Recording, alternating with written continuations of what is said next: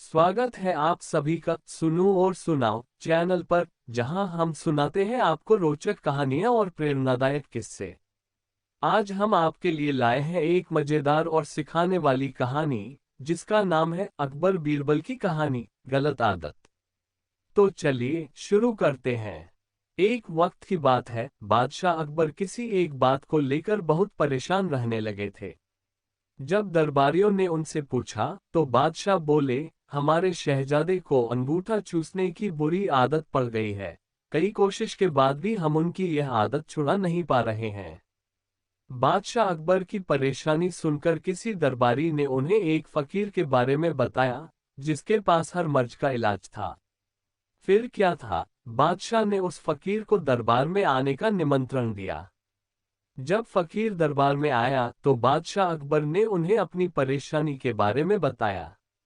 फकीर ने बादशाह की पूरी बात सुनकर परेशानी को दूर करने का वादा किया और एक हफ्ते का समय मांगा। जब एक हफ्ते के बाद फकीर दरबार में आया, तो उन्होंने शहजादे को अंगूठा चूसने की बुरी आदत के बारे में प्यार से समझाया और उसके नुकसान भी बताए। फकीर की बातों का शहजादे पर बहुत प्रभाव पड़ा और उसने अंगूठा न चूसने का वादा भी किया। सभी दरबारियों ने ये देखा, तो बादशाह से कहा, जब ये काम इतना आसान था, तो फकीर ने इतना समय क्यों लिया? आखिर उसने क्यों दरबार का और आपका समय खराब किया? बादशाह दरबारियों की बातों में आ गए और उन्होंने फकीर को दंड देने की ठान ली। सभी दरबारी बादशाह का समर्थन कर रहे थे, लेकिन बीरबल चुपचाप था। बीरबल को चुपचाप देख अकबर ने पूछा, तुम क्यों शांत हो बीरबल? बीरबल ने कहा, जहां पनाह गुस्ताखी माफ हो, लेकिन फकीर को सजा देने के स्थान पर उन्हें सम्मानित करना चाहिए और हमें उनसे सीखना चाहिए। तब बादशाह ने गुस्से में कहा, तुम हमारे फैसले के खिलाफ जा रहे हो। आखिर तुमने ऐसा सोच भी कैसे लिया, जवाब दो।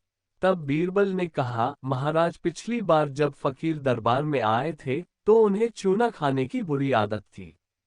आपकी बातों को सुनकर उन्हें अपनी गलती का एहसास हुआ।